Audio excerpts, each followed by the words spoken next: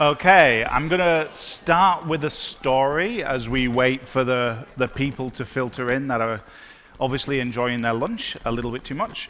For those of you who have been to one of my talks before, you know that I like to start all of my talks by humiliating myself. I do this for two reasons. The first reason is so that you understand why this content is meaningful to me. It's based on my real-life experiences and the mistakes that I've made, and also so you feel guilty for me and you give me a really good rating. So I always like to start with this, and this one is no exception. So difficult conversations. There's been many times in my career when having a difficult conversation has meant that I have either achieved something I wanted to achieve, or by not having a difficult conversation, failed to achieve something I wanted to achieve. And the one of them that sticks in my mind the most is very early on in my leadership journey. I had the misfortune of becoming a leader very, very early. I say misfortune because it was mostly a misfortune for the people that reported into me because I had no idea what I was doing. What 24-year-old knows how to be an employee and a professional, let alone a leader? And so I made a bunch of mistakes really early on in my career that I look back on and try and learn from. One of these was when I had a small team and I just hired a new team member. This person was a good engineer. A really good engineer, went through the technical test with flying colors, knew things about .NET that I didn't know. Amazing engineer. Absolute jerk. Not a nice guy at all. Knew he was an amazing engineer. My senior engineer at that time, she came to me a few days after this guy joined, and she said, "Andrew, I can't work with this person. You need to do something. I cannot work with this person." And I went, yeah, I got it. And I'll deal with it. I'll talk to them. A week later, she came to me again. "Andrew, I'm serious. I cannot work with this person. Every time he tells me that I'm stupid and my ideas suck. It's him or me." I got it. I'll deal with it. Don't worry, I'll deal with it. 2 weeks later, she hands a notice in, because I didn't deal with this difficult conversation. I ignored it. I lost my most valuable member of my team because I didn't have a difficult conversation. A little while after that, my boss at the time pulled me into a meeting room and said, he sat me down and he said, "Andrew, what's your job?" When your boss pulls you into a private meeting room and asks you to tell him what your job is, you know it's not going to be an easy conversation. 24-year-old me, arrogant, know everything. So I look at him and I say, "My job's to write code, obviously." And so, no, Andrew, you're not an engineer, you're a lead engineer. Think about it, what's your job? So I'm thinking about it. Okay, lead engineer, not an engineer, lead engineer. I got it, to write really good code. Obviously that was not the right answer. This could have turned into a story of me getting fired, because I genuinely didn't know what my job was. But luckily for me, it turned into a mentoring relationship. It turned into one of the best relationships I've ever had with a boss. This guy took me under his wing, and taught me how to be a good leader, what it meant to be a leader, the skills that are important. And so that sent me off on a lifelong journey of two things. The first thing, understanding the power of difficult conversations, and the second thing, understanding that these types of skills are actually skills you can learn. A lot of people believe that you're either born a great leader or you're not. It's wrong. You can learn to be a great leader. It's hard. It takes a lot of time, but you can learn. And so he taught me the skills to do this. My beard is rubbing against the microphone. There we go. Okay, So this is what we're going to discuss today. We're going to go through what difficult conversations are, why we should have them, what the importance of them are. We're going to talk about mindset and preparation. We're going to go deep into those things because really they're the things that make difficult conversations productive. And again, if you come to my talks, you know that I like to give you worksheets. I like to give you something to take away because you've given me a very valuable hour of your time. And I don't want you thinking in 2 weeks' time, what did that weird Englishman say? I can't remember anything. I've given you a worksheet for you to remember that. And we'll do some Q&A at the end. Sound good? Cool. All right. So, also, this is not a monologue. Sorry, techos, I'm going to be asking some questions. Don't try and run around with the microphone. It's not going to work. I will just repeat what people say for the benefit of people on the live stream and the people watching the recording. But this is going to be interactive. I'm not going to stand up here for 60 minutes and talk at you. We're going to have a discussion.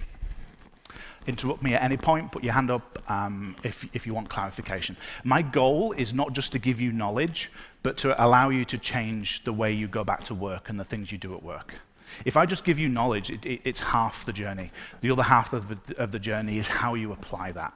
And that only comes from me helping you contextualize it and understand it. So please just put your hand up and ask. All right, so you're probably wondering, who is this strange Englishman stood on the stage? Well, I'm Andrew Murphy, originally born in the UK. Now I live in Melbourne, Australia. I'm a long-term father to a flock of chickens, or as we call in Australia, chooks, and a short-term father of a flock of humans, or as we call in Australia, financial burdens. And I love travel, I love getting around, I love seeing the world. I used to have a goal pre-COVID of visiting 2 new countries every year. You say that in Australia and they just look at you shocked. 2 new countries a year. You say that in Europe and they just think, oh, you drove in a circle. It's funny the cultural differences. And this is also my pride and, or used to be my pride and joy, my Land Rover 110. Amazing vehicle. It's the only car I've ever had that made me smile walking past it. Just knowing that I owned it, it made me smile, and it's going to feature later on. From a professional point of view, I've been an engineer pretty much my whole life. I love writing code. I started writing code when I was about 8 years old. My dad taught me, and I've been paid to write code for about 20 years, but I also got into leadership really early, like I said, and I've been doing leadership most of my career at this point. I was talking to somebody over lunch, and they asked me, how long has it been since you pushed a production line of code? Probably been about 5 years, if I'm honest. But I still love technology. I still live and breathe it. And it's something that gets me excited, and every opportunity to write code, I pounce on it. It makes me happy. But what I do now is I do this kind of stuff for a living. I teach and I train and I build training courses on what it means to be a technology leader. When you look at all the research, most leaders don't get any training in the first 10 years after they get promoted into leadership. Shocking, isn't it? It's an entirely different job being a leader, and yet we do not train people in our industry. So when I had one of my many career crises, and I worked out what I wanted to do for the rest of my life when I grew up, I decided I wanted to fix this problem and to train and teach people to be better technology leaders, which is my company, Tech Leaders Launchpad. All right, so the first point of interaction for the afternoon. What are difficult conversations? If you were to open a dictionary and look at a dictionary for difficult conversations, what do you think that it would say? The one you try to postpone. Yes, why do you try to postpone it? Maybe it'll resolve by itself. We'll definitely come back to that. Anybody else? Yeah. It's going to cause you some angst. Yeah, and force you to face fears and generate maybe a reaction that you're going. Facing fears, a reaction. Why do you think it causes angst and makes you face your fears? What is it about the conversation? It could be something like not really knowing how to approach the situation Yeah. in a way that is digestible for the other person and is productive. Yeah, it's hard. There's uncertainty associated with it. You don't know which way it's going to go. You don't know what's going to happen. Yeah, definitely. Anybody else? Somebody might be hurt or dissatisfied. Yeah, definitely. That's a very, very common thing. Who went to the talk I did just before lunch? Cool. Oh. All right, so you've heard this before, but basically my definition of this is high stakes or high emotions. That's what is a difficult conversation. It's what is a conflict. If you came to my conflict talk, high stakes, high emotions. So if we think about somebody shout out an example of a difficult conversation. Salary review. So, sorry? We'll come back to that. So salary review. High stakes, obviously high stakes. You're going to get more money or less money based on this, but also high emotions.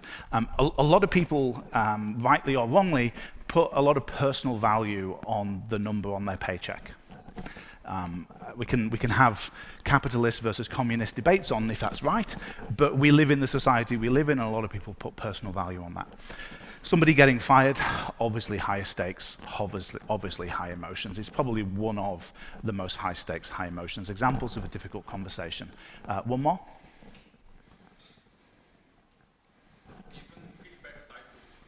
Feedback. Yeah.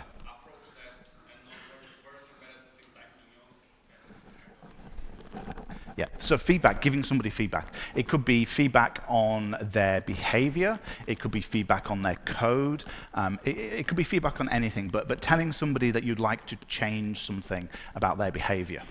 It's obviously high stakes. If we're a leader and we're helping somebody grow, there's high stakes involved in that, but there's also high emotions, because some people find it hard to disconnect the behaviors that they exhibit from their internal definition of who they are as a person. And so asking somebody to change their behavior can be quite a challenging thing if you don't approach it well. Cool. So this is some examples of difficult conversations. So giving feedback, presentations. I'm an introvert. Standing up in front of you guys for an hour is a difficult thing for me to do. Definitely lots of high stakes. What if I trip and fall off the edge of the stage? And definitely high emotions, because it makes my heart go about 1,000 beats a minute. Influencing people, encouraging somebody to do something different is a difficult conversation. Any other ones? Anybody wants to double?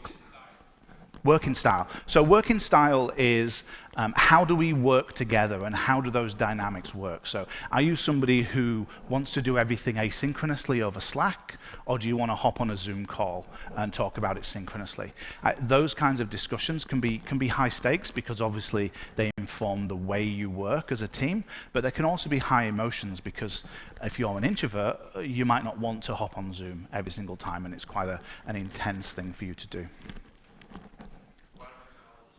Sorry?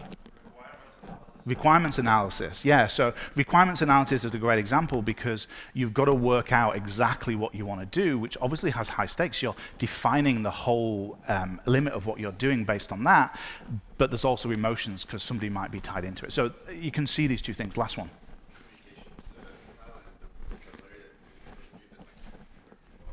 Yeah, so the example there was communication style, the way that you talk, the language that you use. This is something which can cause extremely high emotions in people. If you misgender somebody, that can be a huge impact to somebody's emotions, rightfully so. Last one.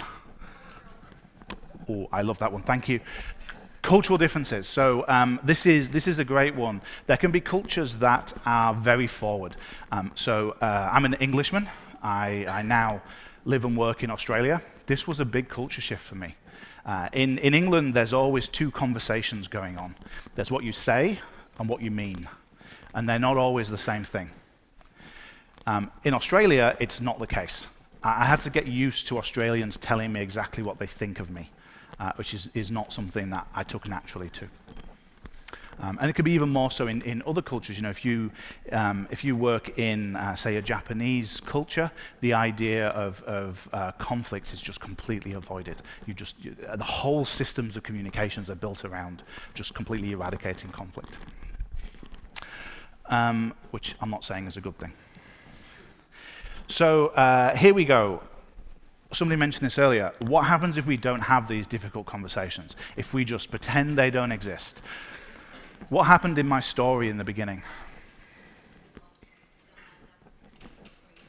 I lost somebody that was critical for me. Most of the time when I do this, somebody puts their hand up and goes, things don't get better. Yes, if you ignore a difficult conversation, things don't get better. But there's something that can happen. Things can actually get worse. So this is a story of my Land Rover. This is, like I said, this is my pride and joy. My one regret with moving to Australia is that I didn't bring this Land Rover with me. It hurts me to the core to this day. But I used to take this vehicle out around Europe. I used to drive everywhere. I used to go on like 2, 3, 4-week road trips, just exploring as many European countries as I could. And I used to always do a pre-drive check. So what I would do is I would go to the vehicle just before I set off, and I'd just do a mechanical check of the vehicle, just make sure everything's okay. Because if you're going on a 5,000-kilometer road trip, you want to just check it first. So on this particular occasion, I went to do my pre-drive check, and I noticed that on the floor under the Land Rover was some oil. Most of the people in the audience, you're thinking, that sounds bad. Anybody that's owned a Land Rover is probably going, sounds normal. If you own a Land Rover, you learn that it doesn't matter if it leaks oil. It's more of a problem if it doesn't leak oil, because that means it ran out. So seeing a little bit of oil on the floor wasn't a huge concern to me, but there was a little bit more than I was expecting, a little bit more. Not a huge amount, but enough to cause me concern. But I was really looking forward to this trip, really wanted to do it. Me and my friend, we hadn't been on a trip in a long time because I lived in Australia, and I really wanted to do it. So I went off on the trip, driving down the French motorway, and I hear this sound coming from the drive shaft, and I think, he'll be fine. There's just something caught in it, you know, a leaf or a bit of plastic or something. Be fine. Get to Luxembourg, driving down the Luxembourg motorway. Grinding noise come from under the car, and I screeched to a halt on the side of the motorway. For those of you who know about cars, a piece of a gear in the transfer box had come loose and destroyed all the other gears. This is bad. Luckily for me, I break down the Luxembourg motorway a mile from a Land Rover specialist garage. Not only that, they had the exact part I needed, which was an entire new transfer case. That's the good news. The bad news is that this Land Rover garage knew they were the only garage in 100 miles that had the exact part I needed. Do you know how much I paid for that transfer box? How much?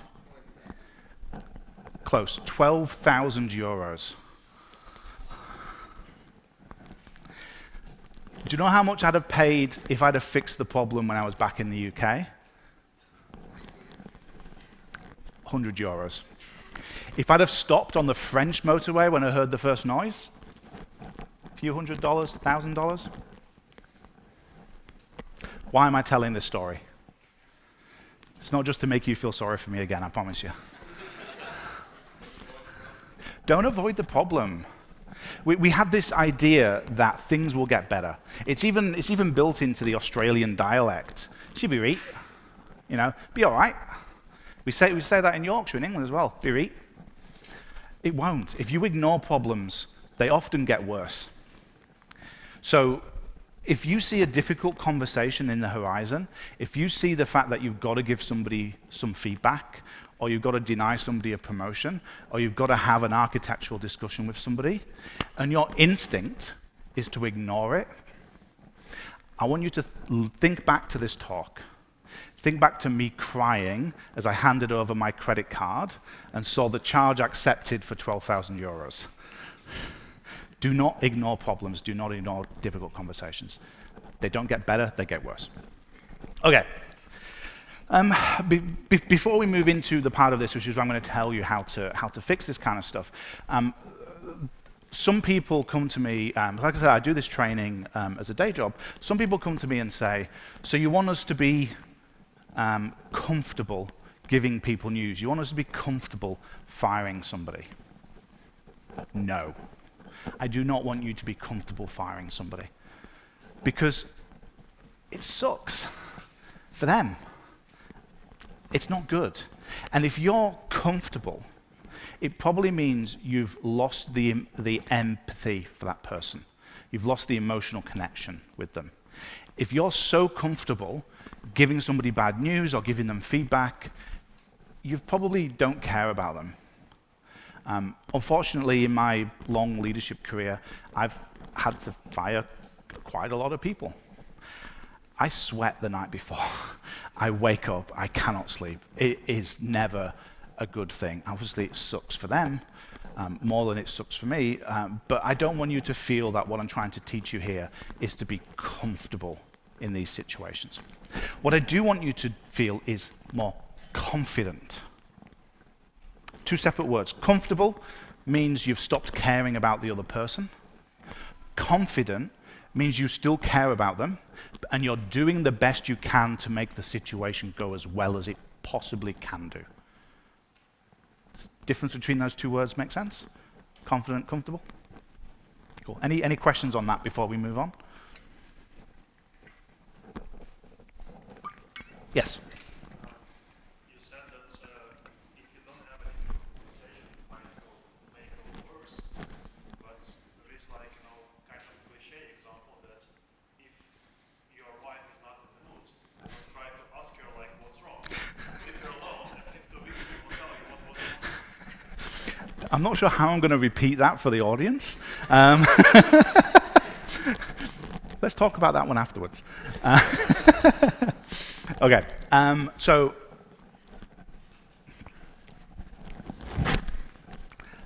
I always forget this. My social media manager always complains at me that I get so excited going to conferences that I forget to take any pictures. And so she started putting slides into my slide deck that specifically tell me to take pictures. So, smile. Thank you. All right, moving on. Okay, so we now understand what difficult conversations are. Yeah? We understand that we need to be tackling them when they're on the horizon, not just ignoring them, and we know that we need to be confident, not comfortable dealing with them. How do we deal with them? How do we deal with these situations? The two words I want you to think about are mindset and preparation. So mindset is the way you think about what's happening, the internal narrative in your head, the stories we tell ourselves about the world.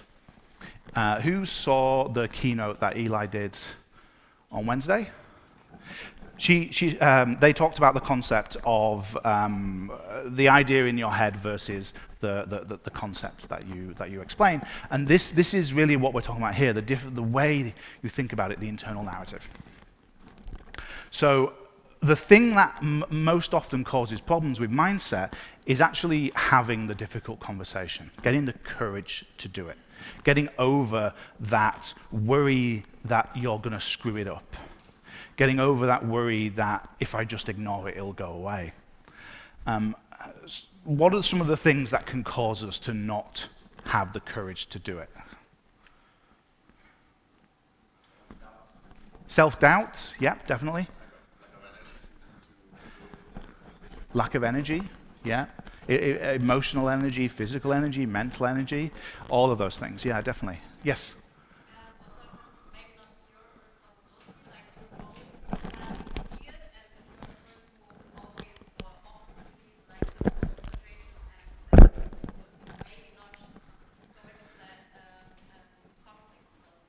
Yeah.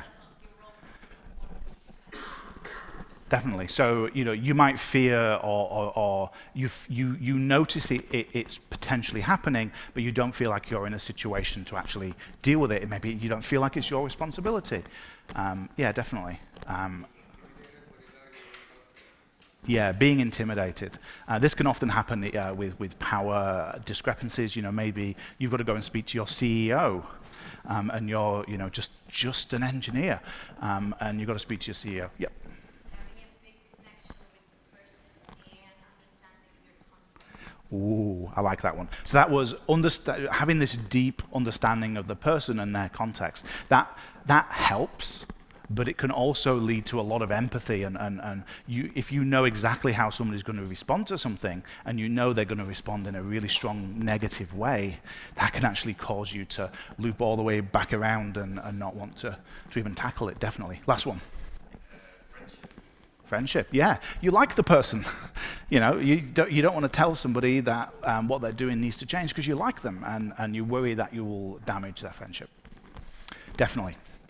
There's another big one, which is kind of implicit in a lot of these, which is imposter syndrome. Imposter syndrome is a huge thing in our industry. Who suffers from imposter syndrome? Yes, pretty much everybody, and if you didn't put your hand up, you're probably lying. In our industry, I said this earlier, we feel like we're valued based on what we know, when actually we should be valued based on what we do or what we can do. And so imposter syndrome can feed in because you don't feel like you're good enough to do this kind of stuff. And it's a huge problem, especially when people take a first step into a new type of role. So if you were a mid-level, you became a senior became a lead, that's when imposter syndrome can come in. Yes? Sure, definitely, thank you. So for those who don't know what imposter syndrome is, it's this idea that you're a fraud, that you have this internal narrative, that you got to where you are, not because you're good at the job, but for other reasons.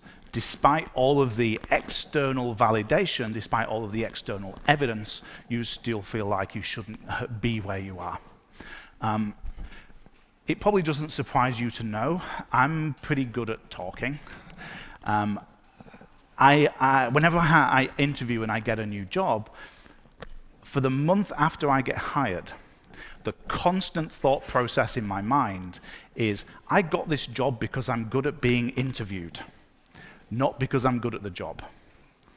It takes me a long time to get over that and actually realize, no, they're not that stupid. They hired me because they thought I was good, not because I'm good at talking. But it's a huge problem a lot of people suffer from. So to get over this hump of courage, to get over this struggle of actually having these conversations, there's a series of questions I want you to ask yourself. The point of these questions is to change your internal narrative, to change the way you think about the situation so that you can actually have the conversation and get over that hurdle. So here are the questions. Don't worry about writing these down. There is something for you to take away later that has them all in it. So the first question, start with a little bit of selfishness. Why is it in my best interest to have this difficult conversation? Just to help get over that hump, start with a bit of selfishness. Who works for a consultancy? Product company? Cool, all right, so we'll choose product company. Give me an example of a difficult conversation and we'll workshop it together.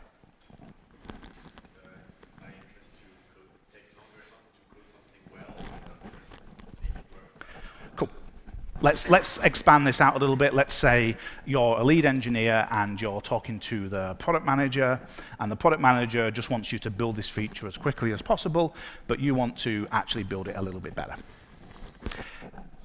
We've all been in that situation. So why is it in my best interest? Well, it could be in my best interest because I know that I'm going to have to keep working on this feature. And if I hack it together, I'm going to have to keep hacking it together in the future. If I just build on top of sand, it's not going to work. So it's in my best interest to talk to the product manager because I don't have to deal with hacky code in the future. The next question is, why is it in their best interests? So we started with selfishness. We're now moving to empathy. Why is it in their best interest? Well, it could be in their best interest because they don't fully understand the situation here. They're a product manager. They might not have come from an engineering background, and so they don't know the consequences of what they're asking for. If you hack this together, yes, you're going to be quick for this sprint, but you're going to be slower for the subsequent sprints. Or the code is going to be more brittle. You're not able to change it and adapt it as much as they want. So that's why it's in their best interest. The third question is, why is it in the best interest of my team? So this is a great question for those of you aspiring to leadership, trying to raise the altitude at the way you think about these problems, because this is the altitude in which leaders add the most impact to their teams. So why is it in the best interest of the team for you to talk to the product manager about this? Somebody has to. You're probably best placed to do it because you understand the most context, you've got the best relationship with the product manager. If you don't do this, that means that the team is going to get frustrated because they've got to work on something that they don't enjoy, and nobody likes hacking things together. We like building things. So you can contextualize that for the team. Then the last question is the Land Rover on the motorway question. What happens if I don't do it? A little bit of fear. If I don't do it, I'm going to have to hack this together. If I don't do it, I'm going to get frustrated because I'm going to have to work with bad code. My team is going to think that I dropped the ball because I didn't do it. There's all of these things you can contextualize. So these 4 questions, the questions to ask yourself to gain the courage to have a difficult conversation. Why is it in my best interest? Selfish. Why is it in their best interest? Empathy. Why is it in the team's best interest? Altitude. What happens if I don't do it? Fear. Asking all of these and answering these is how you can get over this. Any questions on that before we move on? Yes? How much of that do you apply in your personal relationships outside of work? So the question was, how much does this apply in personal relationships outside of work? Humans are humans. Whether you're dealing with humans in your professional work life or you're dealing with them in your personal life, humans are humans. These skills and this way of thinking about the world can equally apply on both sides. What I will say in your personal relationships is if you're using this type of stuff, be open. We'll circle back to it because I have a slide on that. Any other questions before we move on? Cool. Okay, preparation. What do I mean by preparation? I mean gathering data and opinions and facts for you to talk to this person. So if we've got a situation where we're saying we need to make this choice because X, Y, Z, and X, Y, Z are facts, then you need to show where those facts came from. How did you gather that data? Where does that data come from? If you're saying we need to do this decision because X, Y, Z, and X, Y, Z are opinions, we need to back those opinions up. And crucially, we need to understand the difference between the two. Is it a fact or is it an opinion? Because the last thing you want is to put something forward as a fact that's an opinion. Because what happens there? You've just destroyed your argument, yeah. If you can use opinions in these types of difficult conversations, you can 100% use opinions, as long as you're clear that they're opinions. Facts are better. Facts are always better. Sometimes there's decisions that are not fact-based. Should we use React or Vue? It's mostly opinion. There's some situations where data and facts can come into play, but it's mostly opinion. So what we can do is gather this together in one place and contextualize it. So what data and opinions can we gather, put together, understand the difference between the two? Also, what objections could that person have? So how could they object to what's happening? How could they change the plan on what you're doing? So say, for example, we were talking to the product manager and we're persuading them that we need to build this feature well. The product manager could say, oh, well, I've already spoken to the board and promised them a release date. Okay, that then completely changes the way that you have to persuade that person. Or they could say, oh, well, I've spoken to so and such and they said it'll only take a week and you said it'd take 3 weeks. Okay, so you need to change the way you influence them. So a lot of this is gathering the data that you can gather and then trying to use your mental model of that person to think about how they would respond to that. How do we build a mental model of somebody?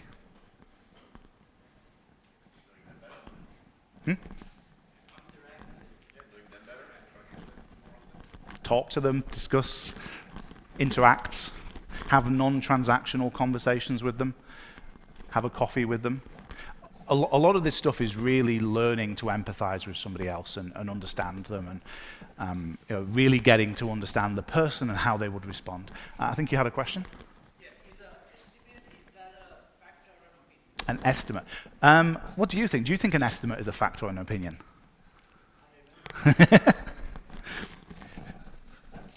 Who thinks estimates are facts? Literally nobody put their hand up. There's your answer. I think it's one of these things where they're opinions that are informed by data. So you can't know the answer to the question, but you can use data to give you an informed opinion. This is one of these things as engineers. So I studied as a scientist before I became an engineer, and one of the things science does is talks about error bars. So you never give a measurement in science. You never say, like if I was to measure how big this is, I have to measure it using an instrument. And that instrument has some error associated with it. If I measure it using a ruler, and the ruler is in millimeters, I cannot measure less than a millimeter. So I know the size of this plus or minus a millimeter. If I measure this using a meter ruler, I'm going to get it accurate to maybe a centimeter. So we don't do this enough as engineers. When we give estimates, when we take facts and turn them into informed opinion, we lose these error bars and we should add them back in. That's my TED Talk, that's not this presentation. Usually at this point, somebody asks me this question. Aren't you just teaching me to manipulate people? We're doing all of this work. We're gathering data, we're gathering opinions, we're planning what we're trying to do. We're spending minutes, hours thinking through all of this.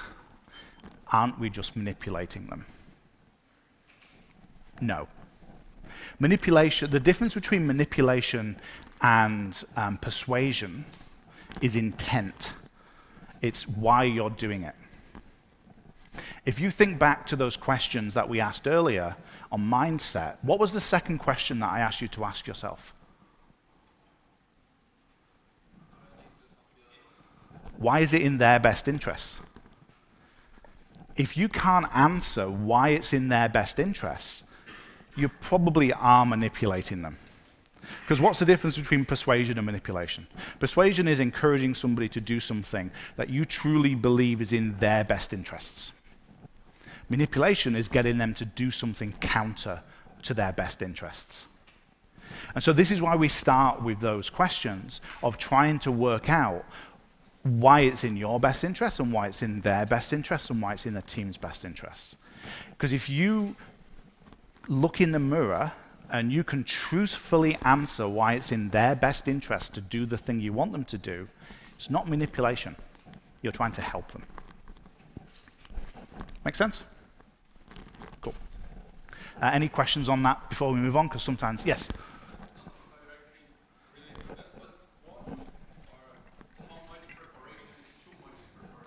Yeah, so this is back to the point that was made over there, of sometimes you can get into this cycle of spending too much time and trying to plan. It's like the murder board of all the strings attached to everything else. It's going to be incredibly contextual. It's going to depend on your particular situation. And this is back to that confident versus comfortable thing. The point when you start feeling confident is probably the time to stop. Or the point when you start cycling on the same points over and over again, that's the time to stop. It's going to depend on the person.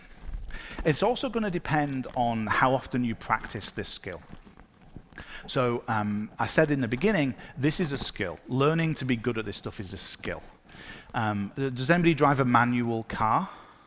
Yeah. So when you first got in the manual car, it was easy, right? You just put the foot down, you started going. No. You've got to get it in the right gear, you've got to balance the accelerator and the clutch, you've got to just, get everything perfect. Now you get in the car and you just go. Skills like this are the same. In the beginning, having these frameworks, having these ways of doing things really help you become better at them. But eventually you need them less and less, and you need to prepare less and less, because you're doing the thinking in the moment and you're doing it instinctually rather than cognitively. So in the beginning, err on the side of more preparation, but once you find yourself cycling, stop. Okay.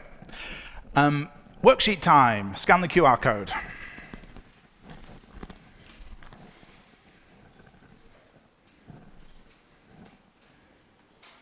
The QR code will show up later, so don't worry if you don't get to it in time.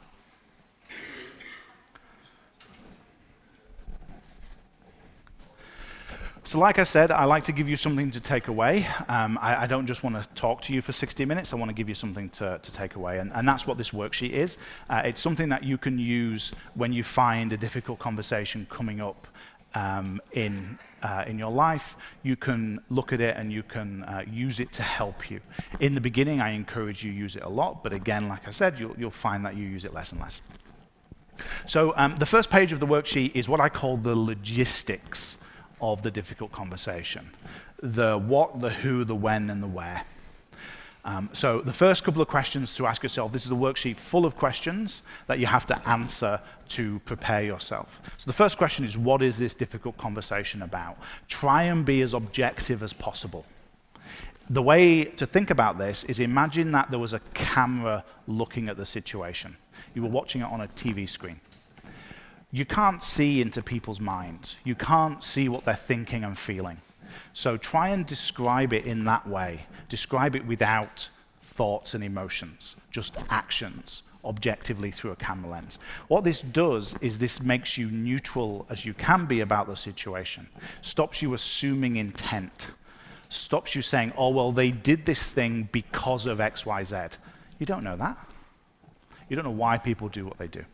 So starting with the what to describe it neutrally and objectively. Then who should be involved in the difficult conversation? As few people as possible.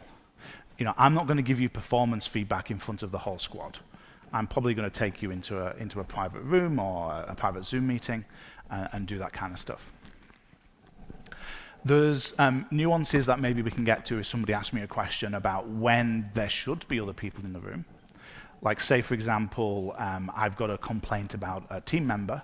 Should that team member be in the room? There's interesting dynamics there. Then the when and the where. When should you do it? Not 4:30 on a Friday.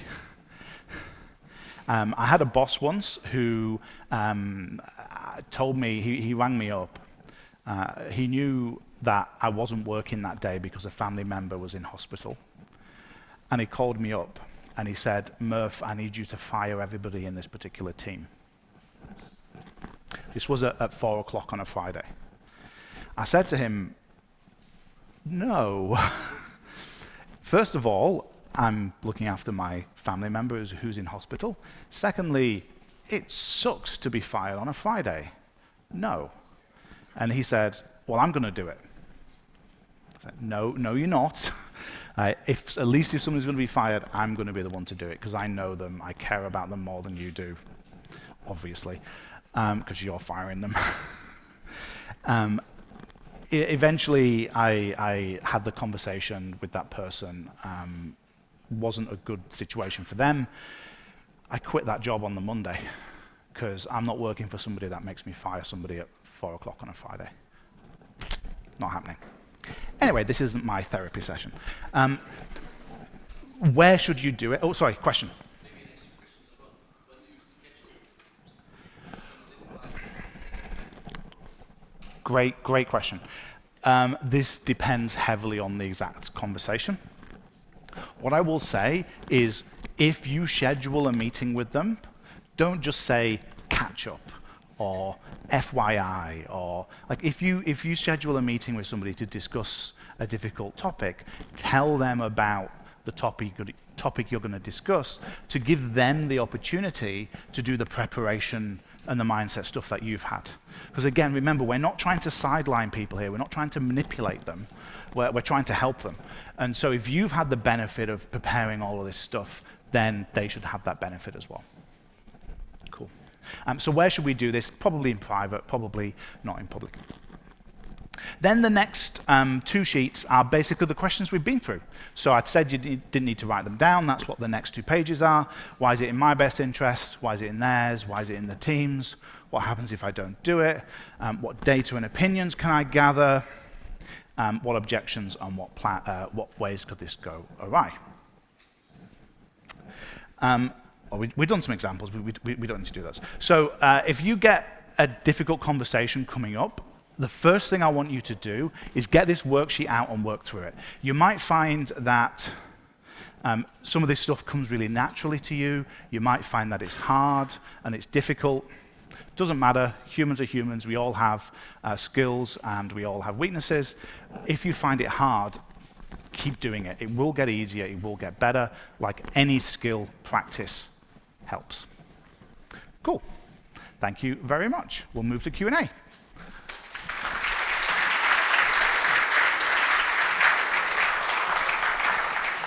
So there's a few QR codes that you can scan. The first QR code, if you want to find more about Tech Leaders Launchpad, the type of training we do, the online courses we've got, you can scan the first QR code. If you missed the QR code for the worksheet, there's that again on the second one. The third one, I put all of this talk together into a free 1-hour course that goes through it in more examples, in more depth, and shows you some filled-in examples of the worksheet. That's what the third QR code is. If you like this type of content, I do a lot of live streams on LinkedIn. I do blog posts. I do LinkedIn videos, so you can follow me on LinkedIn. Q&A for the next 5 minutes. What if the person that we are having our conversation replies that it's lacking emotion and empathy and it's a bit too calculated because we have talked before? Sure. So the question there is, there's a danger that if you do this, you can sometimes take the emotion out of it and it becomes transactional in nature. This is back to that confident, not comfortable thing. If you are removing all of those emotions, chances are you're erring more on that side of becoming comfortable, not confident. We do want to make sure that we're staying compassionate to that person. So if you find yourself starting to lose that empathy, that's the time to stop and have the conversation. Anybody else? Yeah.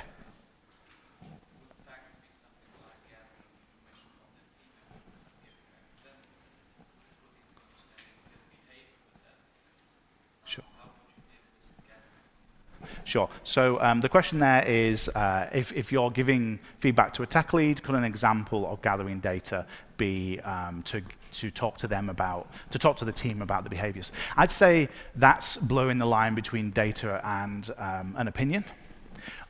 Behaviors are data. Intentions are opinions. Somebody did do something, that's a fact.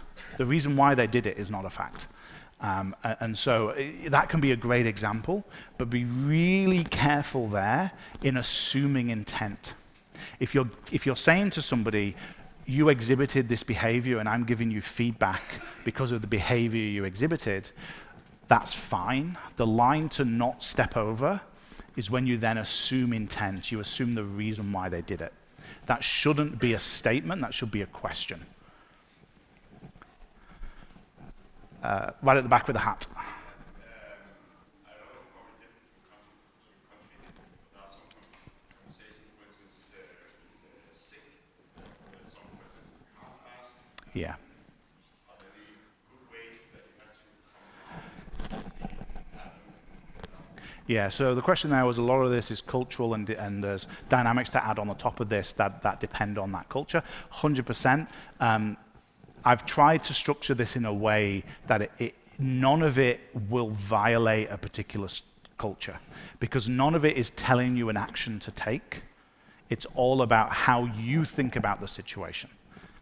What you then do with it will depend specifically on the culture that you're in, either country culture or company culture. You'll notice that all of this is internal to you.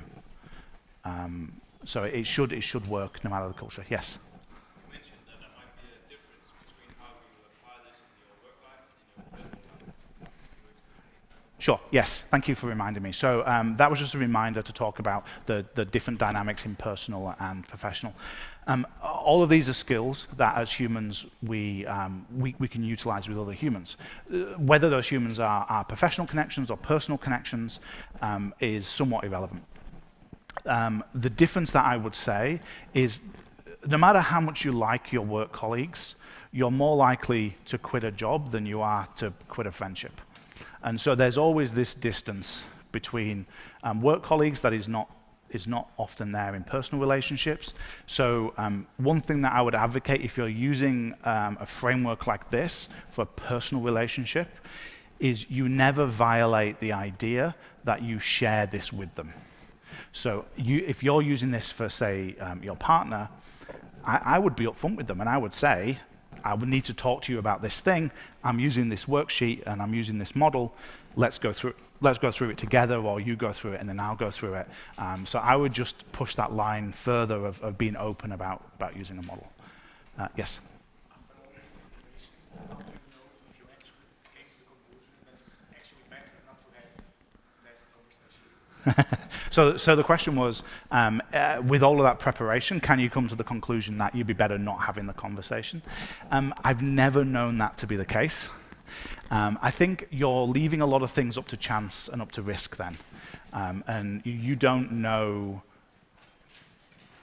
Things are more likely to be controllable and more likely to be explicable if you have the conversation than if you don't. And so I would always err on the side of having it rather than not having it, just because you have more control over the outcome. Does that make sense? Yeah. Yep.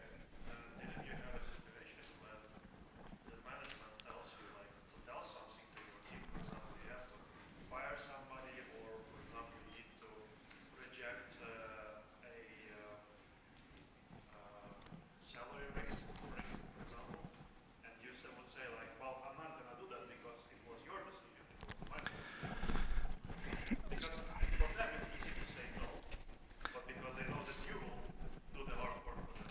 This is one of the hardest things in leadership. So the question was basically, if you're told to do something by your boss, like for example, deny a pay rise or fire somebody, what's your responsibility as a leader? Do you do it? Do you not do it? Do you tell them to do it? This is really, really hard. And you know, as my leadership philosophy, and I want to be really clear here that I'm not saying that mine is the right one, it's just the one that I hold, is that they're my team. And I always have those conversations with my team. I never let anybody else do that. Because if there's somebody in the room giving them bad news, I want the person giving them the bad news to be the person who cares about them the most, who's going to give them it in the most compassionate way, who's going to empathize, who's going to understand, who's going to walk them through it. And that's me and not my boss. So as much as it's not my decision, I still see it as my responsibility. We can have a beer conversation about if that's the way everybody should act, but that's my personal leadership philosophy. Last question. I think we had a... Go for it. Talking about imposter, Mm. and coming to the point that you have like a working style with a colleague, and you ask yourself, okay, should I go and have this conversation, this conflict conversation, or not? Because I would start asking myself, okay, am I the person, am I so perfect that I can kind of go and say, okay, this is not okay, what do you do? Like, being in this conflict. Yeah. So the question there was thinking there about imposter syndrome and having this idea, who am I to tell somebody else what to do, basically. Maybe you are the right person, maybe you're not. This is I think you went to my conflict one previously. So this is kind of rolling it back to that. It shouldn't matter who brings an idea up. If the idea is valid, the idea is valid.